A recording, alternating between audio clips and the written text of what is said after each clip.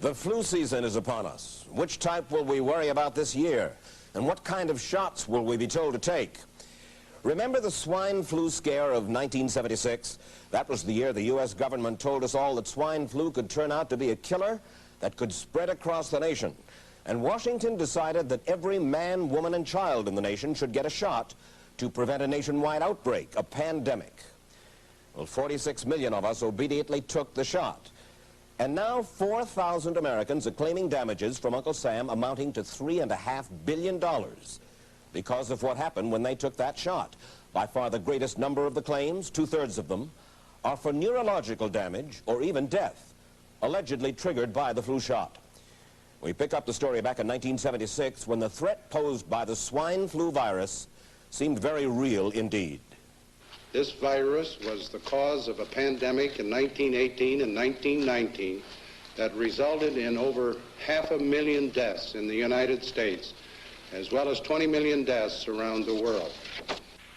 See how easy it is to... Thus, the U.S. government's publicity machine was cranked into action to urge all America to protect itself against the swine flu menace. Influenza is serious business. During major flu epidemics, millions of people are sick and thousands die. Well, this year you can get protection. The vaccines are safe, easy to take, and they can protect you against flu. So roll up your sleeve. Protect yourself. One of those who did roll up her sleeve was Judy Roberts. She was perfectly healthy, an active woman, when in November of 1976, she took her shot. 2 weeks later, she says, she began to feel a numbness starting up her legs. I joked about it at that time. I said I'll be numb to the knees by Friday if this keeps up. By the following week, I was totally paralyzed. So completely paralyzed, in fact, that they had to operate on her to enable her to breathe. And for 6 months, Judy Roberts was a quadriplegic. The diagnosis? A neurological disorder called Guillain-Barré syndrome, GBS for short. These neurological diseases are little understood. They affect people in different ways. As you can see in these home movies taken by a friend, Judy Roberts' paralysis confined her mostly to a wheelchair for over a year. But this disease can even kill. Indeed, there are 300 claims now pending from the families of GBS victims who died, allegedly as a result of the swine flu shot. In other GBS victims, the crippling effects diminish and all but disappear. But for Judy Roberts, progress back to good health has been painful and partial. Now, I noticed that your smile, Judy, is a little bit constricted. Yes, it is. Is it different from what it used to be? Very different. I have a greatly decreased mobility in my lips. And I can't drink through a straw on the right-hand side. I can't blow out birthday candles. I don't whistle anymore, for which my husband is grateful. It may be a little difficult for you to answer this question, but have you recovered as much as you are going to recover? Yes, this is it. So you will now have a legacy of braces on your legs for the rest of your life? Yes, the weakness in my hands will stay and the leg braces will stay. So Judy Roberts and her husband have filed a claim against the U.S. government. They're asking $12 million, though they don't expect to get nearly that much. Judy, why did you take the flu shot? I'd never taken any other flu shots, but I felt like this was going to be a major epidemic. And the only way to prevent a major epidemic of a really deadly variety of flu was for everybody to be immunized. Where did this so-called deadly variety of flu, where did it first hit back in 1976? It began right here at Fort Dix in New Jersey in January of that year when a number of recruits began to complain of respiratory ailments, something like the common cold. An Army doctor here sent samples of their throat cultures to the New Jersey Public Health Lab to find out just what kind of bug was going around here. One of those samples was from a Private David Lewis who had left his sickbed to go on a forced march. Private Lewis had collapsed on that march, and his sergeant had revived him by mouth-to-mouth resuscitation. But the sergeant showed no signs of illness. A few days later, Private Lewis died. If this disease is so potentially fatal that it's going to kill a young, healthy man, a middle-aged school teacher doesn't have a prayer. The New Jersey lab identified most of those soldiers' throat cultures as the normal kind of flu virus going around that year, but they could not make out what kind of virus was in the culture from the dead soldier and from 4 others who were sick. So they sent those cultures to the Federal Center for Disease Control in Atlanta, Georgia for further study. A few days later, they got the verdict: swine flu. But that much publicized outbreak of swine flu at Fort Dix involved only Private Lewis, who died, and those 4 other soldiers who recovered completely without the swine flu shot. If I had known at that time that the boy had been in a sick bed, got up, went out on a forced march, and then collapsed and died, I would never have taken a shot. The rationale for our recommendation was not on the basis of the death of a single individual, but it was on the basis that when we do see a change in the characteristics of the influenza virus, it is a massive public health problem in this country. Dr. David Senser, then head of the CDC, the Center for Disease Control in Atlanta, is now in private industry. He devised the swine flu program, and he pushed it. You began to give flu shots to the American people in October of '76. October 1st. By that time, how many cases of swine flu around the world had been reported? There had been several reported, but none confirmed. There had been cases in Australia that were reported by the press, by the news media. There were cases in... None confirmed. Did you ever uncover any other outbreaks of swine flu anywhere in the world? No. Now, nearly everyone was to receive the shot in a public health facility where a doctor might not be present.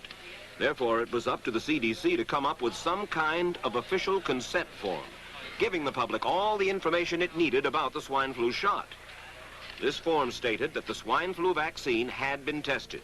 What it didn't say was that after those tests were completed, the scientists developed another vaccine, and that was the one given to most of the 46 million who took the shot. That vaccine was called X53A. Was X53A ever field tested? I can't say. I would have to... It wasn't. I don't know. Well, I would think that you're in charge of the program. I would have to check the records. I haven't looked at this in some time. The information form, the consent form, was also supposed to warn people about any risks of serious complications following the shot. But did it? No, I had never heard of any reactions other than a sore arm, fever, this sort of thing. Judy Roberts' husband, Gene, also took the shot. Yes, I looked at that document. I signed it. Nothing on there said I was going to have a heart attack or I get Guillain-Barré, which I never heard of. What if people from the government, from the Center for Disease Control, what if they had indeed known about it? What would be your feeling? They should have told us. Did anyone ever come to you and say, you know something, fellas? There's the possibility of neurological damage if you get into a mass immunization program? No. No one ever did? No. Do you know Michael Hatwick? Yes. Mm-hmm. Dr. Michael Hatwick directed the surveillance team for the swine flu program at the CDC. His job was to find out what possible complications could arise from taking the shot and to report his findings to those in charge. Did you know ahead of time, Dr. Hatwick, that there had been case reports of neurological disorders, neurological illness, apparently associated with the injection of influenza vaccine? Absolutely. You did? Yes. How'd you know that? By review of the literature. So you told your superiors, the men in charge of the swine flu immunization program, about the possibility of neurological disorders? Absolutely. What would you say if I told you that your superiors say that you never told them about the possibility of neurological complications? That's nonsense. I can't believe that they would say that they did not know that there were neurological illnesses associated with influenza vaccination. That simply is not true. We did know that. I've said that Dr. Hatwick had never told me of his feelings on this subject. Then he's lying. I guess you would have to make that assumption. Then why does this report from your own agency, dated July 1976, list neurological complications as a possibility? I think the consensus of the scientific community was that the evidence relating neurologic disorders to influenza immunization was such that they did not feel that this association was a real one. You didn't feel it was necessary to tell American people that information? I think that over the years we have tried to inform the American people as fully as possible. As part of informing Americans about the swine flu threat, Dr. Sensor's CDC also helped create the advertising to get the public to take the shot. Let me read to you from one of your own agency's memos planning the campaign to urge Americans to take the shot. The swine flu vaccine has been taken by many important persons, he wrote. Example, President Ford, Henry Kissinger, Elton John, Muhammad Ali, Mary Tyler Moore, Rudolph Nureyev, Walter Cronkite, Ralph Nader, Edward Kennedy, etc., etc. True? I'm not familiar with that particular piece of paper, but I do know that at least of that group, President Ford did take the vaccination. Did you talk to these people beforehand to find out if they planned to take the shot? I did not know. Did anybody? I do not know. Did you get permission to use their names in your campaign? I do not know. Mary, did you take a swine flu shot? No, I did not. Did you give them permission to use your name saying that you had or were going to? Absolutely not. Never did. Did you ask your own doctor about taking the swine flu shot? Yes, and at the time he thought it might be a good idea. But I resisted it because I was leery of having the symptoms that sometimes go with that kind of inoculation. So you didn't? No, I didn't. Have you spoken to your doctor since? Yes. And? He's delighted that I didn't take that shot. You're in charge. Somebody's in charge. This is your advertising strategy that I have a copy of here. Who's it signed by? This one is unsigned. But you'll acknowledge that it was your baby, so to speak. It could have been from the Department of Health, Education, and Welfare. It could be from CDC. I don't know. I'll be happy to take responsibility for it. It's been 3 years now since you fell ill with GBS, right? Right. Has the federal government, in your estimation, played fair with you about your claim?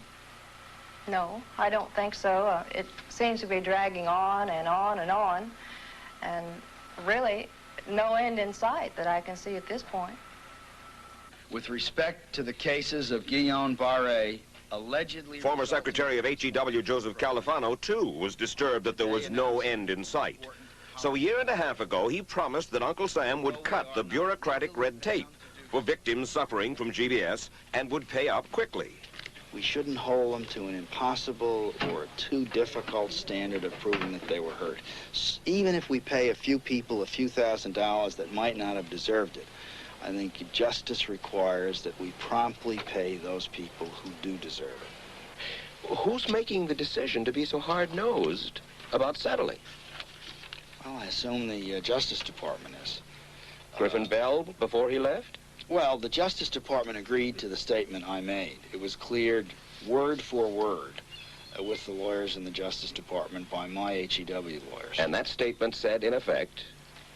That statement said that we should pay Guillain-Barré claims without regard to whether the federal government was negligent if they resulted from the swine flu shot. I think the government knows it's wrong. If it drags out long enough, that people will just give up. Let it go. I am a little more adamant in my thoughts than my wife is, because I told Judy to take the shot. She wasn't going to take it, and she never had shots. And I'm mad with my government because they knew the facts, but they didn't release those facts because if they had released them, the people wouldn't have taken. And they can come out tomorrow and tell me there's going to be an epidemic, and they can drop off like flies next to me. I will not take another shot that my government tells me to take. Meantime, Judy Roberts and some 4,000 others like her are still waiting for their day in court.